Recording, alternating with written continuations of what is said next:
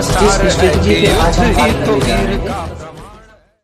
Hello everyone, नमस्कार। एक बार फिर से स्वागत है आप सभी का लोधा जी क्लासेस के बीए प्लेटफॉर्म पर। दोस्तों, बीए थर्ड ईयर में लोक प्रशासन के अंतर्गत आज का हमारा सेशन फिर से कंटिन्यू होने जा रहा है, जो कि आपके एग्जामों के एग्जाम चल रहा है। इस कारण से एग्जामों को देखते हुए ही ये सेशन का कंप्लीट अब दोस्तों कंटिन्यू चल रहा है। और अब सभी टॉपिकों को एक एक टॉपिक को पर डे के अनुसार दोस्तों बहुत जल्दी इसको हम कवर करने वाले हैं। तो जैसा कि मैंने आपको पिछले लेक्चर में बताया था कि अगला जो सेशन होगा बहुत इंपॉर्टेंट और बहुत मस्त सेशन होने वाला है दोस्तों। हालांकि बजट पर आज जो हम सेशन करने जा रहे हैं इसको आपने अपनी बुक में भी पढ़ा होगा और मैं बता सकता हूं, मैं यही मान के चल रहा हूं कि हो सकता है कि शायद आपको बुक से पढ़ते हुए इस टॉपिक में कई सारी कंफ्यूजन है आई होगी, एक साथ समझ नहीं आया होगा, क्योंकि आपकी बुक में इस टॉपिक को बहुत ज्यादा लेंदी बताया गया है। जबकि दोस्तों ऐसा कुछ भी नहीं है, इसको बहुत शॉर्ट करके, और शॉर्ट सिर्फ शॉर्ट ऐसा नहीं बल्कि इसके अंतर्गत हमने गागर में सागर भरने का प्रयास किया है। तो दोस्तों चलिए समझते हैं बजट को।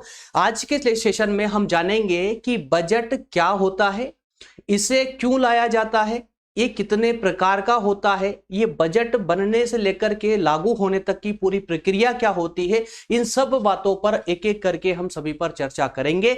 इसके हमेशा की तरह दोस्तों हम दो पक्षों में इस पर बात करेंगे। एक, सबसे पहले हम व्यवहारिक रूप समझेंगे, उसके बाद हम इसको एक थ्योरेटिकल पार्ट के रूप में भी कंप्लीट करेंगे।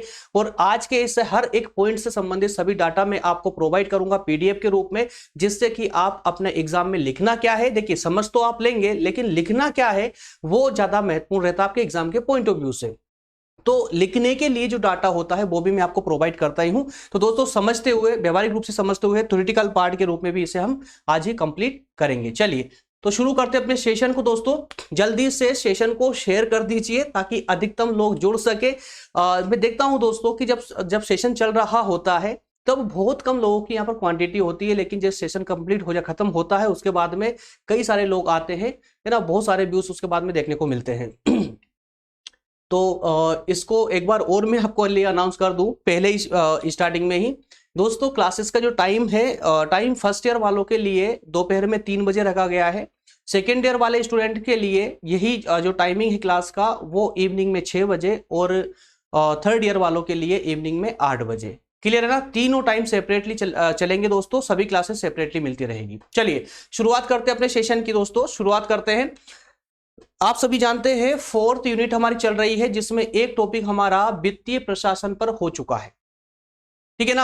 आज जो हम सेशन ले रहे हैं वो होगा बजट पर। अब ये बजट क्या है क्या नहीं, इसकी सारी चर्चा हम अंदर करने वाले हैं। तो चलिए सबसे पहले हम देख लेते हैं कि आज का जो हमारा सेशन है, इस सेशन कितने बिंदुओं पर आधारित है, अर्थात हम इस पर क्या क्या चर्चा करने वाले हैं, हमारा सारांश क्या आज के सेशन का। सबसे पहले दोस्तों हम बजट के अर्थ पर बात करेंगे कि एक्चुअली में बजट होता क्या है। उसके बाद बजट की कुछ परिभाषाएं, बजट के प्रकार, बजट निर्माण के जो सिद्धांत होते हैं उस सिद्धांतों की चर्चा करेंगे। लास्ट में दोस्तों सबसे इंपॉर्टेंट पार्ट इसका होता है बजट की प्रक्रिया। क्लियर है? तो इन 5 बिंदुओं के माध्यम से हम आज का सेशन कल करेंगे कंप्लीट। चलिए दोस्तों जल्दी से शेयर कर दीजिए ताकि सेशन को आप कंटिन्यू करें।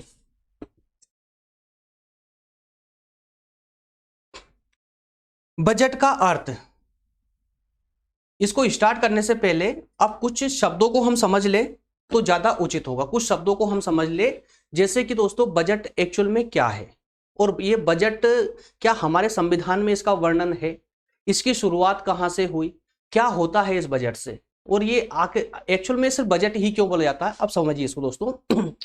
अगर हम अपने संविधान की बात करें तो संविधान के अनुच्छेद 112 के अंदर बजट का वर्णन किया गया है। नहीं, गलत है।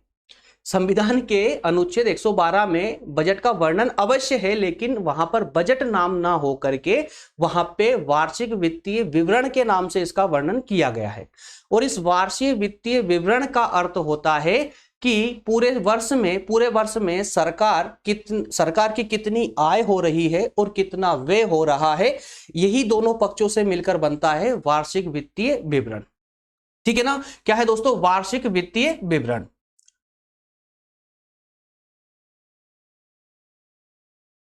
वार्षिक वित्तीय विवरण, राइटिंग सही नहीं आ रहा ना। खाली समझ लीजिए, व्यवहारिक रूप से समझ लीजिए इसको। वार्षिक वित्तीय विवरण ये संविधान के अनुच्छेद 112 में दोस्तों इसका वर्णन किया गया है। संविधान के अनुच्छेद 112 में इसका वर्णन किया गया है और इसी में बताया गया है कि ये जो वार्षिक वित्तीय विवरण है ये राष्ट्रपति के द्वारा संसद में पेश किया जाएगा। किसके द्वारा? राष्ट्रपति के द्वारा। अब देखिए यहां पर कुछ छोटी छोटी कंफ्यूजन होती है पूरा पता ना होने के कारण, तो उन कंफ्यूजनों को पहले आप दूर कर लीजिए ताकि ये मैटर पूरा क्लियर है। सबसे पहला, बजट का संविधान के अंदर कोई वर्णन नहीं है, यही कोई भी हमारा ऐसा परंपरागत प्रक्रिया नहीं है कि हमें बजट पेश करना है। क्लियर है? बल्कि सिर्फ संविधान के अनुच्छेद 112 में यह बताया गया है बजट के स्थान पर क्या किया गया, वार्षिक वित्तीय विवरण दिया गया है। अब इस वार्षिक वित्तीय विवरण का अर्थ होता है इसमें दो पक्ष या दो पहलू शामिल होते हैं और वो होते हैं एक तो पूरे वर्ष की सरकार की आय और एक सरकार का खर्च व्यय। क्लियर है? तो दोस्तों इसमें कहा गया है कि प्रति वर्ष राष्ट्रपति के द्वारा इस विवरण को संसद में पेश किया जाएगा। राष्ट्रपति के पास ये राइट होता है बजट को पेश करने का संसद में, लेकिन हम हमेशा सुनते आते हैं कि वित्त मंत्री जो है इसे पेश करता है। तो जी हाँ, राष्ट्रपति के पास में ये राइट भी होता है कि वो जिस मंत्री को चाहे उस मंत्री को ये जिम्मेदारी सौंप सकता है। राष्ट्रपति खुद पेश नहीं करते बल्कि वो जो है किसी मंत्री को ये काम सौंप देते हैं और वो उनके द्वारा बजट पेश किया जाता है संसद में। और अधिकतर केसों में जो है वित्त मंत्री ही इसको पेश करते हैं। क्लियर है? तो दोस्तों इस प्रकार से बजट की एक प्रक्रिया चलती है। अब ये जो बजट जो शब्द है ये मस्त देखिए, जब लागू होता है बजट लागू होता है, बजट आता है जैसे फरवरी माह में बजट आता है, हम समझते हैं कि बजट आते ही चलो क्या पैसा आ गया है ना, नए कार्यों पर नए पैसा मिलना शुरू हो, ऐसा कुछ भी नहीं है। बजट पैसा कुछ भी नहीं है। बजट सिर्फ और सिर्फ आय और व्यय, खर्च और इनकम, इन दोनों का सिर्फ एक भाषण मात्र है कि वहां पर संसद में खड़े होकर मंत्री बस उन्होंने बोल दिया कि साहब इतना पूरे वर्ष में इतना खर्चा होगा और हमारी आय इतनी है, इनकम इतनी है, दैट्स ऑल। बस यही बात, सिर्फ आना और जाना, इन दोनों का जो भाषण होता है मात्र यही बजट है। क्लियर है? बजट पैसे से रिलेटेड कब होता है ये? जब उस पर बहुत सारी समितियां काम करेगी, जब वो लागू हो जाएगा, लागू होने के बाद कुछ जो अधिनियम है वो लागू होते हैं उस पर, है ना, तो कुछ विधेयक पास किए जाते हैं, विधेयक पारित होते हैं, विधेयक पारित होने के बाद में उससे संबंधित जो पैसा है वो बाहर निकलता है। चलिए इतना मैटर तो क्लियर है, लेकिन अब ये समझिए दोस्तों बजट होता क्या है। यार देखिए, बजट को और सिंपल भाषा में अगर आप समझेंगे ना तो बजट का मतलब सिंपल सा है कि हमारे पास में, जैसे हम एग्जांपल लेते हैं कि कोई एक दुकानदार है या कोई कोचिंग संस्थान है, कॉलेज है, कोई किसी का भी आप एक एग्जांपल ले लीजिए। वो क्या करते हैं, मान लेते हैं कि कोई एक दुकानदार है।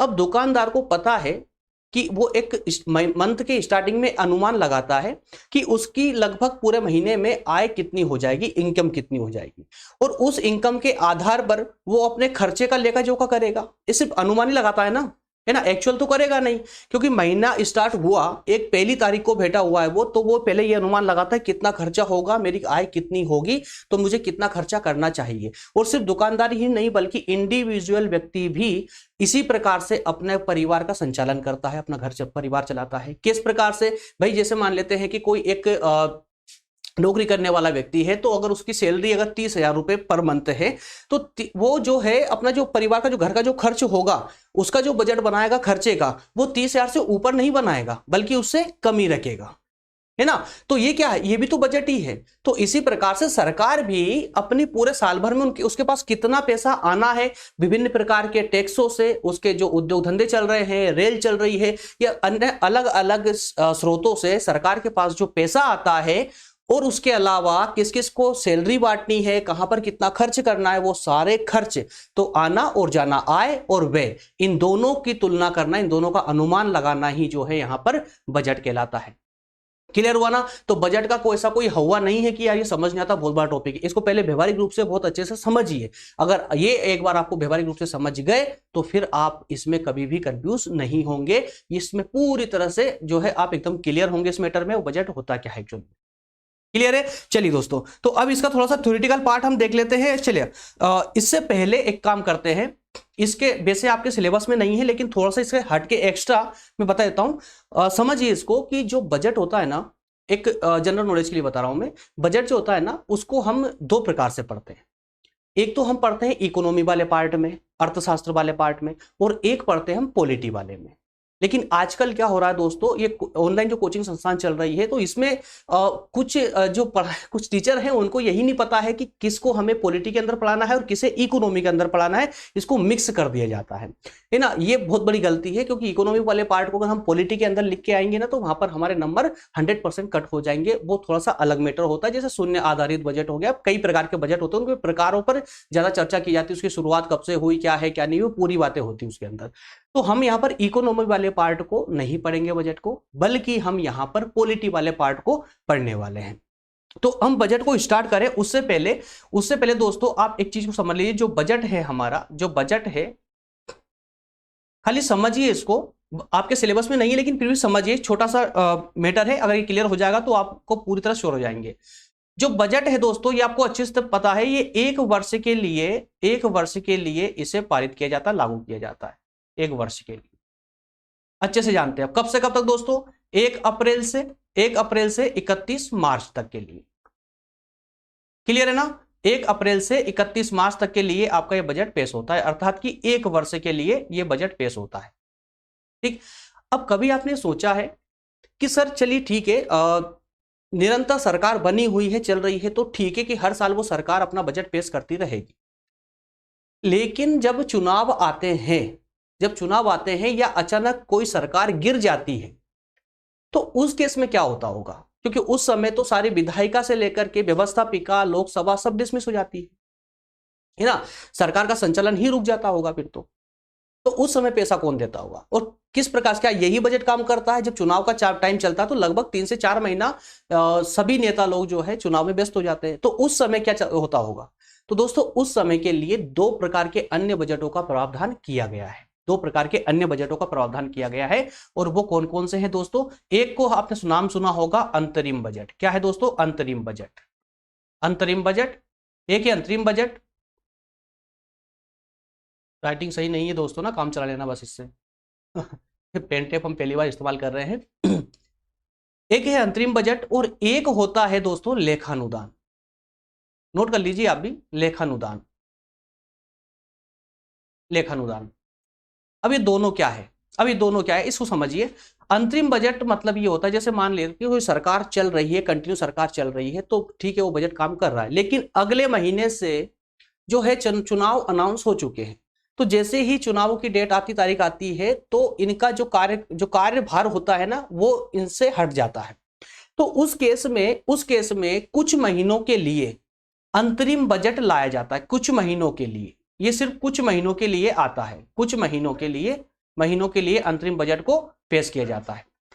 इस अंतरिम बजट में यह बताया जाता है कि साहब जब तक ये चुनाव चल रहे हैं, या 3 महीने, 4 महीने, 5 महीने, कुछ महीनों के लिए, तो इतने महीनों में हमें जो है हमारे पास में कितनी आय होगी और इनमें कितना खर्च होगा, ये बातें इसके अंदर आती है। क्लियर है?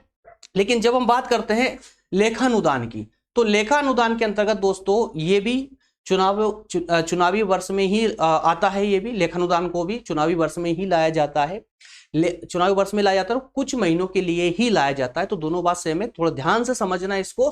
थोड़ा सा डिफरेंस, एक माइनर सा डिफरेंस, और माइनर सा डिफरेंस ये है कि जहां पर अंतरिम बजट में आय और व्यय दोनों की बात की जाती है, वहीं लेखानुदान में सिर्फ व्यय से संबंधित बात की जाती है, मतलब खर्च से संबंधित ही बात की जाएगी। अर्थात लेखानुदान ये बोलेगा कि साहब जब इतने महीने, ये 3 महीने या 4 महीने जो आपका बजट ये वाला काम नहीं करेगा, तो कौन सा जो सामान्य बजट चला आ रहा है, तो इस केस में हमें इतने पैसों की आवश्यकता होगी। वो इस पर उससे कोई मतलब नहीं है कि कितनी आय हो रही, कितना पैसा, इसको कोई मतलब नहीं। लेखानुदान में सिर्फ पैसे खर्च के लिए मांगे जाते हैं कि हमारा इतना खर्च होगा, आप खर्च दे जाइए और फिर खूब चुनाव लड़िए, हमें कोई दिक्कत नहीं है ना। तो लेखानुदान में सिर्फ खर्च की बात की जाएगी, बस ये दोनों माइनर डिफरेंस है दोनों में। वो लेखानुदान जो अंतरिम जो बजट है दोस्तों, इसका संविधान में कोई स्पष्ट वर्णन नहीं है, कोई स्पष्ट जो अनुच्छेद नहीं है, लेकिन इसमें जो है 116 में इसकी बात की गई है, 116 अनुच्छेद में इसकी बात की गई है। क्लियर है? चलिए तो अब आगे बढ़ते हैं, अब आगे बढ़ते हैं, इसको स्लाइड को साफ कर लें और अब हम इसका थोड़ा सा थ्योरेटिकल पार्ट समझते हैं, अर्थ वाले थ्योरेटिकल पार्ट के अंतर्गत ये समझिए दोस्तों कि सबसे पहले तो जैसा मैंने आपको बताया कि पूरे साल भर का, किसी भी सरकार के साल भर की आय और उसका खर्च दोनों का सिर्फ विवरण मात्र एक ये बजट होता है। अब देखिए, किसी भी प्रशासन को ले लीजिए आप, इंडिविजुअल परिवार को लो, समाज को लो, पूरे राज्य को लो, या सरकार को लो, या पूरे विश्व को लो, अगर जहां पर आय और व्यय की बात होती है तो वो उसके लिए सबसे इंपॉर्टेंट पार्ट बन जाता है ना, कितना आना कितना जाना। तो ये दोस्तों बहुत महत्वपूर्ण जो है, एक बहुत महत्वपूर्ण दस्तावेज है, एक तरह से माना जाए तो बजट जो है, बजट की प्रक्रिया या बजट जो है बहुत ही महत्वपूर्ण तत्व है हमारी शासन व्यवस्था का। इसके बिना पूरी शासन व्यवस्था जो है डगमगा जाएगी, संतुलित रूप से सही तरीके से संचालित नहीं हो पाएगी। इसलिए कहा गया है कि शासन द्वारा किए जाने वाले सभी कार्यों के लिए भारी मात्रा में धन की आवश्यकता होती है। तो धन कहां से आएगा और कहां पर खर्च होगा, ये सारी बातें इसी में ही लिखी जाती है, अर्थात कि एक भाषण के रूप में कहा जाता है, दिया जाता है। क्लियर है ना? तो दोस्तों बजट की उत्पत्ति जो कहां से हुई थी, अब ये थोड़ा सा देख लीजिए कि बजट की उत्पत्ति एक्चुअल में एक फ्रांसीसी शब्द है बुर्जे नाम से, बुर्जे या बुर्जे इस प्रकार से बोला जाता है, बुर्ज समझ लीजिए, बुर्जे नाम से एक फ्रांसीसी शब्द है, ये लिखा हुआ है बुर्ज, बुर्ज नाम से, ठीक है ना, फ्रांसीसी शब्द है। तो एक बार होता क्या है कि 1773 में इंग्लैंड के वित्त मंत्री, दोस्तों वित्त मंत्री ने पहली बार यहां पर बजट पेश किया था, और उस बजट को, जो भी बजट उनका जो आय व्यय का जो ब्यौरा था, उस आय व्यय के ब्यौरे को जो है वो एक थैले में रखकर लाए थे, चमड़े के थैले में, ठीक है। तो उस चमड़े का थैला, अब देखिए यहां बुर्ज का मतलब क्या होता है, चमड़े का थैला। तो जब ये इस थैले को लेकर के संसद भवन में आए, और जैसे ही उन्होंने वो आय व्यय का ब्यौरा निकाला बाहर, वैसे ही जो दूसरी पार्टी के जो लोग थे, अर्थात जो प्रतिपक्ष वाले थे, विरोधी पक्ष वाले जो थे, वो आवाज करके चिल्लाने लगे, बुर्जे बुर्जे करके, ठीक है ना। तो ये बुर्जे बुर्जे जहां से उन्होंने चिल्ला चोट चालू की संसद में, वहीं से इसका नाम जो है, वहां से ही बजट नाम पड़ा था। क्लियर है? एक सामान्य सी जानकारी के लिए बता दूं मैं आप लोगों को भी, भारत में भी दोस्तों, भारत में भी जो पहले जो बजट बनाया जाता था, इसी प्रकार से एक ब्रीफ केस में रखकर लाया जाता था। ब्रिटेन की परंपरा रही थी कि वो एक ही बैग को यूज कर रहे थे 2010 तक, प्रारंभ से 1773 से 2010 तक उन्होंने एक ही ब्रीफ केस को इस्तेमाल किया, वो बजट लाने के लिए संसद में, ठीक है। वित्त मंत्री चाहे कोई भी हो, उसी ब्रीफ केस में लाते थे, लेकिन जब घिसपिट गया, बहुत हालत उसकी खराब हो गई, तो उसके बाद उसे फिर 2010 में उसे चेंज किया। लेकिन भारत में भी हालांकि वही परंपरा अपनाई जाती है कि ब्रीफ केस में ही रखकर लाया जाता था, भारत में भी लाया जाता था। अब ये शब्द था क्यों इस्तेमाल किया मैंने, वो बताता हूं मैं अभी आपको। तो उस ब्रीफ केस में लाते थे, लेकिन हम जो है हर साल उसको बदल लेते थे, है ना, हर साल बदल बदल कर लाते थे। तो ये जो प्रक्रिया थी ब्रीफ केस वाली, ये चलती रही 2019 तक। 2019 में हमारे वित्त मंत्री श्रीमती निर्मला सीतारमण ने जो है पहली बार 2019 से जो बजट पेश किया, वो डिजिटल फॉर्मेट में करना प्रारंभ कर दिया। मतलब उसकी अब कोई हार्ड कॉपी नहीं थी बजट की, बल्कि वो डिजिटल फॉर्मेट में था। क्लियर है? तो 2019 से एक इसकी और एक एडिशनल बात ये भी समझ लीजिए कि जो बजट दोस्तों पहले भारत में शुरू से जो बजट पेश किया जा रहा था, वो रेल बजट, आपने नाम सुना होगा, रेलवे का बजट अलग आता था और एक आम बजट अलग होता था। तो ये पहले प्रारंभ में दोनों मर्ज हुआ करते थे, फिर 1921 में इन दोनों को अलग कर दिया गया था। तो हमारे भारत में दोनों बजट अलग अलग पेश होते थे, आम बजट अलग पेश होता था और रेल बजट अलग पेश होता था। हालांकि रेल बजट पहले पेश होता था और आम बजट बाद में। क्लियर है? अब इस क्रम में दोस्तों फिर आगे बढ़ती है कहानी, कब? 2019 में, 2017 में। एक मिनट, लाइट थोड़ी प्रॉब्लम दे रही दोस्तों, एक मिनट चालू रखिए आपको।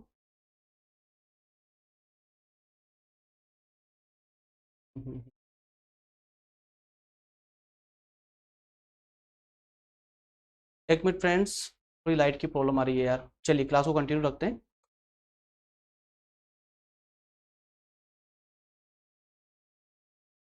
ओके, तो दोस्तों इस प्रकार से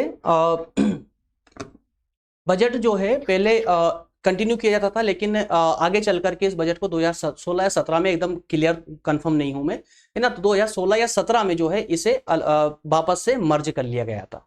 क्लियर है? तो तब से लेकर आज तक इसको मर्ज ही मतलब एक ही बजट पेश होता है, जिसे हम आम बजट के नाम से जानते हैं, सामान्य बजट के नाम से जानते हैं। क्लियर है? चलिए अब दोस्तों हम इस मैटर पे आते हैं कि इसके अलावा बजट की उत्पत्ति फ्रांसीसी शब्द बुर्जे से हुई है। समझ लिया आप लोगों ने, इसका अर्थ क्या होता है? चमड़े का थैला। 1773 में पहली बार ब्रिटेन में चमड़े के थैले में आय व्यय का विवरण प्रस्तुत किया गया था और यहीं से इसका नाम जो है बजट पड़ा। क्या दोस्तों क्लियर है? बजट का अर्थ क्लियर है? देखिए ये जो सेशन है दोस्तों थोड़ा लंबा चलेगा, याद रखिए कि सेशन थोड़ा लंबा चलेगा, तो कोई भी अगर शुरू से एंड तक नहीं देखोगे ना तो बजट वाले टॉपिक दोस्तों फिर आपको समझ नहीं आने वाला है ना। तो इस टॉपिक को अच्छे से समझने के लिए आवश्यक है कि आप जो है इस सेशन को शुरू से लेकर एंड तक बिल्कुल कंसिस्टेंट होकर देखें। थोड़ा लंबा चलेगा लेकिन हर एक पक्ष पर हम इसकी चर्चा करेंगे। ठीक है, चलिए परिभाषा दोस्तों, तो परिभाषा दो लोगों ने दी है, अच्छी परिभाषा इसलिए मैंने आप लोगों के लिए यहां पर कोट की है, ल्यूनोय और एक है डिमोक साहब। इन दोनों के द्वारा जो परिभाषाएं दी गई है, इन्होंने ल्यूनोय ने कहा है कि बजट एक निश्चित अवधि के अंतर्गत होने वाले अनुमानित प्राप्तियां और खर्चों का विवरण है। क्या कहा इन्होंने? कि बजट जो है ये एक निश्चित अवधि के लिए, एक निश्चित अवधि के अंतर्गत होने वाले अनुमानित मतलब अनुमान किसका? आय का और व्यय का, खर्च का जो अनुमान है सिर्फ उसका विवरण मात्र है। डिमोक साहब ने कहा कि बजट एक निश्चित अवधि के लिए आय और व्यय का संतुलित विवरण है। क्लियर है? चलिए आगे बात करते हैं दोस्तों बजट के प्रकारों की। तो बजट कितने प्रकार के हो सकते हैं, कितने कितने प्रकार के होते हैं दोस्तों? देखिए एक है सबसे पहले जो सबसे महत्वपूर्ण बजट होता है वो होता है वार्षिक या दीर्घकालीन बजट, और मैं आपको प्रारंभ में बता चुका हूं कि हम इसे पॉलिटी के आधार पर पढ़ रहे हैं, पॉलिटी के आधार पर पढ़ रहे हैं, इकोनॉमी के आधार पर नहीं। इकोनॉमी के आधार पर जब हम बजट के प्रकार पढ़ेंगे दोस्तों तो उसमें बहुत कुछ देखने को मिलेगा, है ना।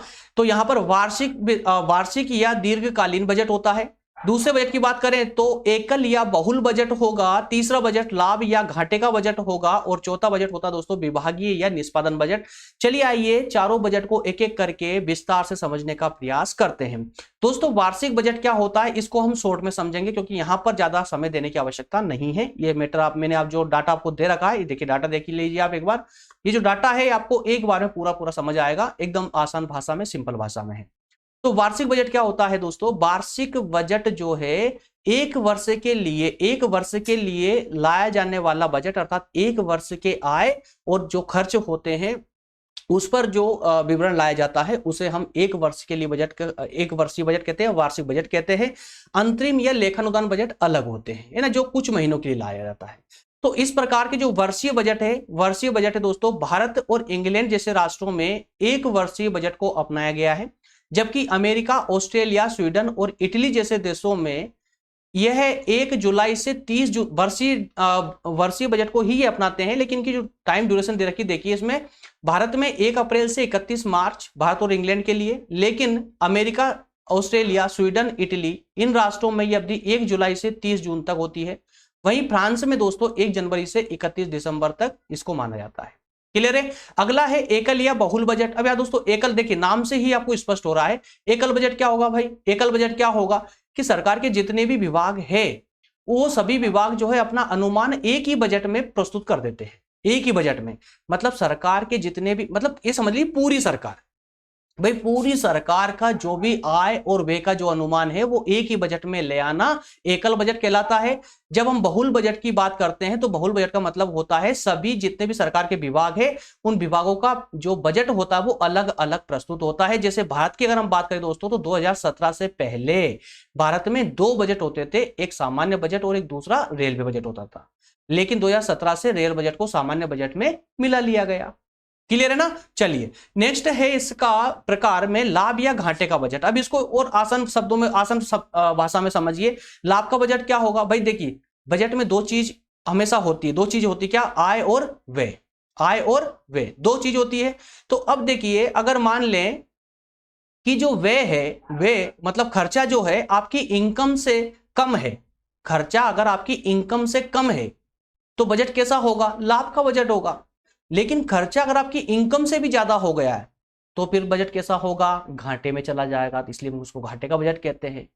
क्लियर है ना। तो लेकिन इन दोनों के बीच में सबसे अच्छा जो बजट होता है वो संतुलित बजट होता है।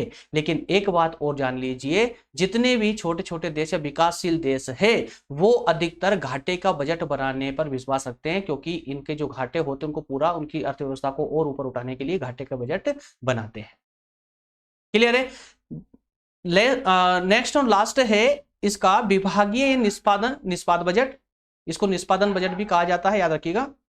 विभागीय बजट क्या है दोस्तों, एकल बजट जो हमने अभी जस्ट अभी पहला बहुल बजट पढ़ा था, सभी विभागों के अलग अलग बजट, उसी का एक रूप मान लीजिए विभागीय बजट को। विभागीय बजट में दोस्तों शासन के प्रत्येक विभाग के द्वारा आय और व्यय का अनुमान का प्रस्ताव प्रस्तुत किया जाएगा, सभी विभागों के द्वारा अलग अलग रूप से।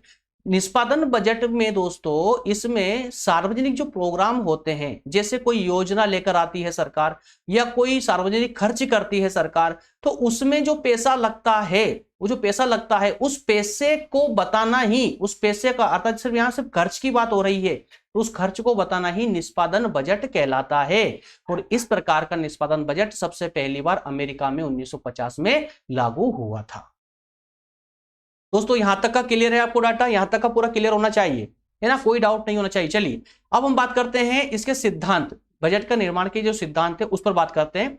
तो बजट संतुलित, पहले सिद्धांत क्या दोस्तों इसका, कि बजट जो है संतुलित होना चाहिए। जी हां, बजट का संतुलित होना बहुत आवश्यक है। बजट का संतुलित होना बहुत आवश्यक है। यदि बजट में आय की अपेक्षा व्यय का प्रावधान किया गया हो तो इसे घाटे का बजट कहते हैं, ये आप जान चुके हैं। विकासशील देशों के द्वारा विकास योजनाओं के खर्च को पूरा करने के लिए अक्सर घाटे का बजट का सहारा लिया जाता है, लेकिन इसका उपयोग देश की सीमा के अंदर कर रहे हो तो ठीक है, सिर्फ देश के अंदर कर रहे हो तो ठीक है, अन्यथा अगर देश से बाहर जाते हो तो फिर ये एक बड़ा खतरनाक रूप धारण कर लेता है। तो कुल मिलाकर ये कि जो भी आप बजट बना रहे हैं उसका संतुलित होना, प्रत्येक पक्ष में उसका संतुलित होना बहुत आवश्यक है। क्लियर है, बहुत आवश्यक है। अगला इसका है दोस्तों व्यापकता। व्यापकता का अर्थ हो गया सरकार के संपूर्ण राजकोषीय कार्यक्रम का सारांश बजट में आना चाहिए। व्यापकता मतलब ये इतना व्यापक होना चाहिए कि पूरे देश का आय और व्यय से संबंधित सारी बातें इस बजट में आ जानी चाहिए, कोई पक्ष छूटना नहीं चाहिए। साथ ही साथ में इसको इतना भी व्यापक होना चाहिए कि संपूर्ण सरकार की जितनी भी जानकारी है उसको आम नागरिक तक भी वो पहुंच सके। आम नागरिक को सरकार की संपूर्ण आर्थिक स्थिति का ज्ञान होना चाहिए। इतनी व्यापकता जो है इस प्रत्येक जो आपका बजट पेश होता है उसमें होनी चाहिए। क्लियर है।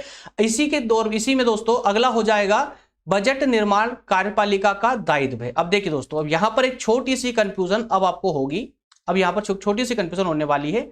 बजट निर्माण इससे पहले हमने अभी देखा था कि जो वित्त मंत्रालय होता है, हमारा वित्त मंत्रालय होता है, उसके द्वारा बजट पेश किया जाता है और उसी के द्वारा बजट बनाया जाता है। तो सर अब यहां पर आप यूं क्यों कह रहे हो कि कार्यपालिका का दायित्व है?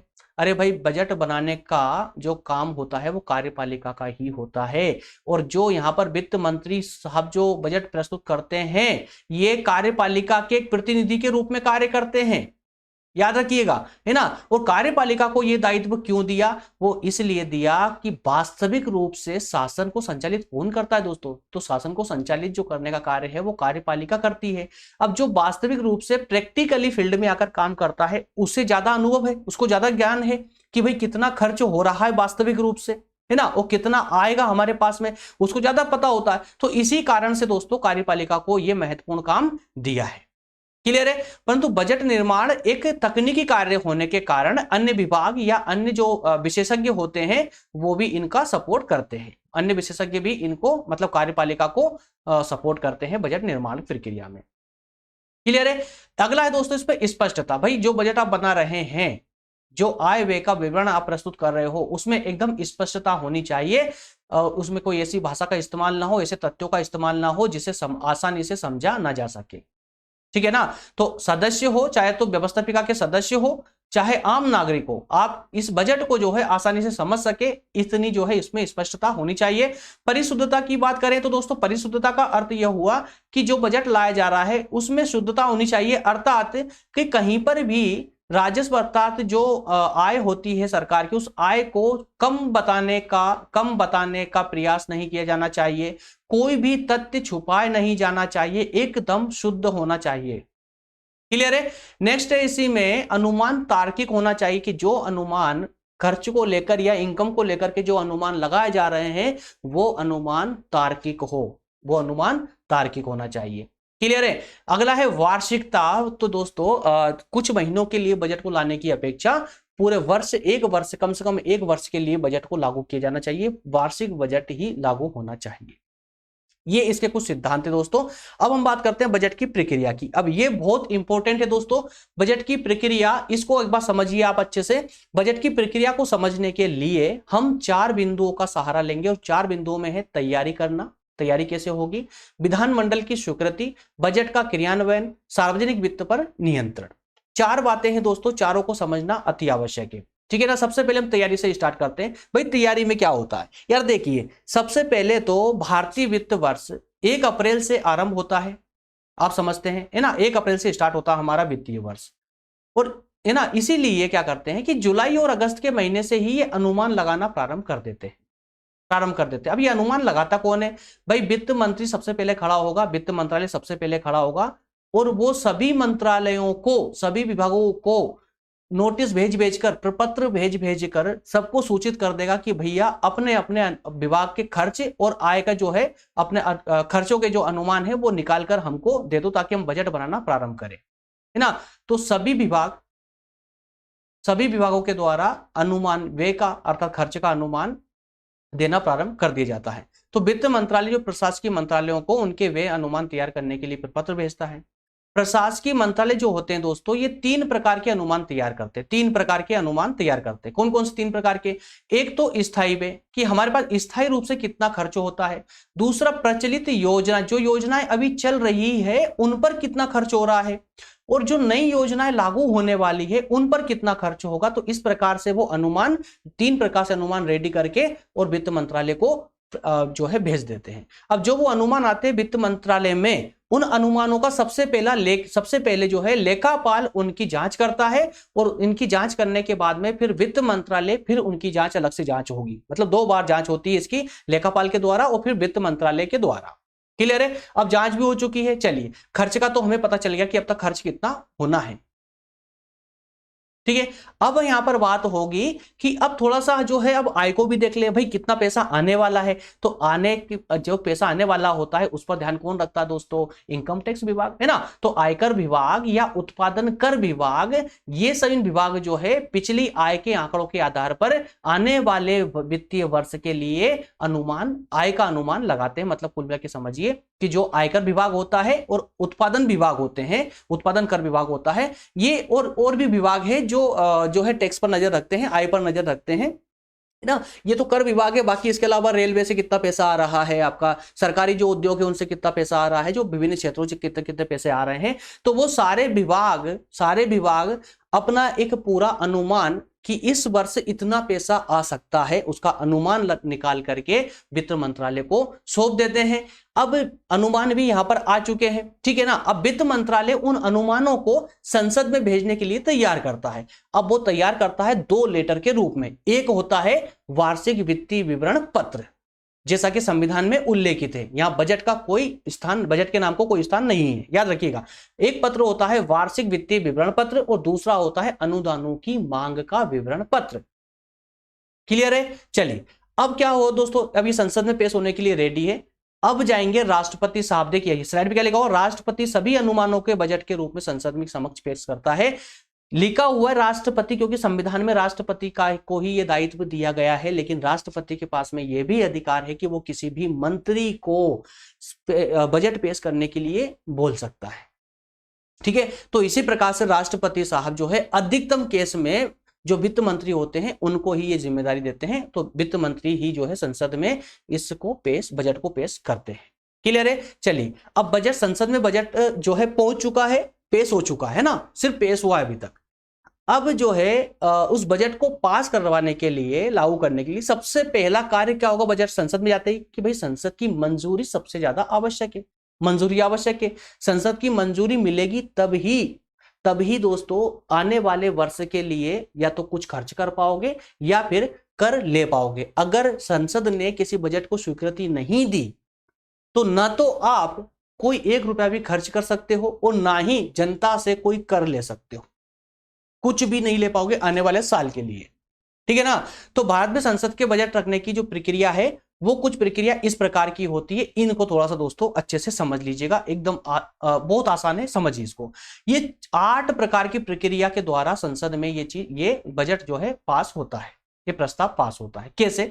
सबसे पहले संसद में बजट जो है लाया जाता है, प्रस्तुत किया जाता है।